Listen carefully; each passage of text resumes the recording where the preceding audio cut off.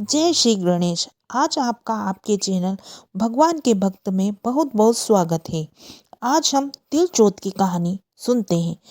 दो देवरानी जेठानी थी।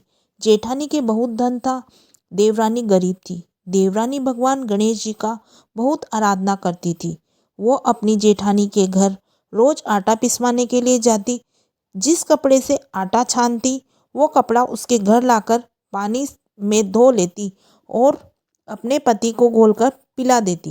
एक दिन देवरानी के बच्चों ने देख लिया। वह अपनी माँ से बोले कि माँ, चाची तो अपने घर से आटे का कपड़ा ले जाकर चाचा जी को घोलकर पिला देती है।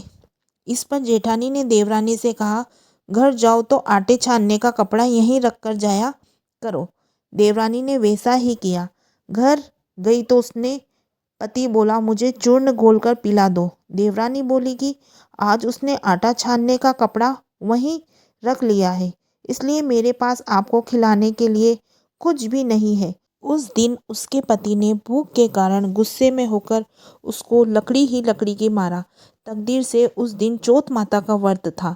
श्री गणेश जी का स्मरण करती हुई वह भूखी ही सो गई। तभी थोड़ी देर बाद गणेश जी ने आकर कहा कि आज जो तिल चौथ है और तू भूखी ही क्यों सो रही है। तब देवरानी ने सारा वृत्तांत कह सुनाया। तब भगवान बोले कि आज मैंने तिल चौथ होने के कारण चूरमा व तिलकुट्टा बहुत खाया है, इसलिए निमटने की मन में है, सो कहाँ जाऊं। वह गुस्से में बोली, महाराज बहुत जगह पड़ी है, चाहे जहाँ चली जाओ। गणेश जी ने सारा घर भर दिया। निमटने जाकर बोले, पूछूं कहाँ। वह फिर गुस्से में बोली, मेरा लिलाट पड़ा है, पहुँच लो। गणेश जी पहुँच कर चले गए। थोड़ी देर बाद उसने उठकर देखा तो सारा घर हीरे मोती से जगमगा रहा था। सारा सिर भी सोने की आभा से चमक रहा था। धन को बटोरने में देर हो गई, इसलिए जेठानी के नहीं जा सकी। जेठानी ने अपने बच्चों को चाची को घर देखने के लिए भेजा।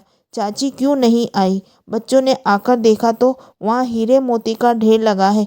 तब बच्चों ने आकर अपनी माता से कहा, माँ, चाची के तो बहुत धन हो गया है। जेठानी भागी भागी अपनी देवरानी के पास आई और पूछा कि इतना धन कैसे हुआ। भोली भाली देवरानी ने सारी घटना सच सच बता दी। इतनी सुनकर जेठानी अपने घर आई। अपने पति से बोली, मुझे लकड़ी से मारो।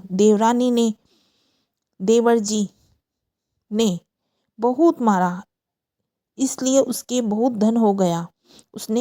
उसका पति बोला, तू धन की भूखी क्यों मार खाती है। लेकिन वह नहीं मानी और बहुत मार खाकर अपने मकान को खाली करके श्री गणेश जी का स्मरण करके सो गई।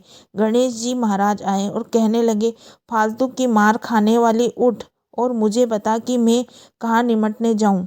तब वह बोली, मेरी देवरानी के तो छोटा सा मकान है, मेरे तो बहुत बड़ा मकान है, जहाँ इच्छा हो वहीं चले जाओ। और गणेश जी ने निमटना कर लिया। अब बोला, पूछूं कहाँ। तो जेठानी बोली, मेरा लिलाट पड़ा है, पहुँच कर चले गए। थोड़ी देर में उसने उठकर देखा तो सारा घर सड़ रहा था और बदबू आ रही थी। तब वह बोली, हे गणेश जी महाराज, आपने मेरे साथ छल कपट किया है। देवरानी को तो धन वैभव दिया और मुझे कूड़ा दिया।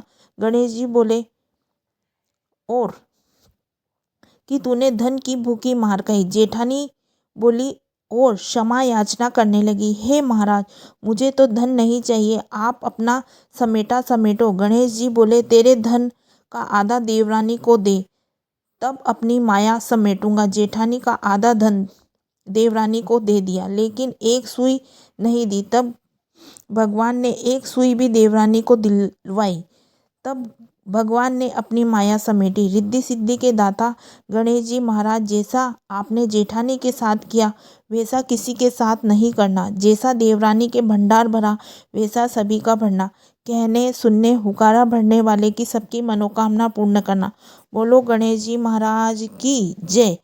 आपको हमारी कहानी अच्छी लगे तो चैनल को लाइक और सब्सक्राइब जरूर करें। धन्यवाद।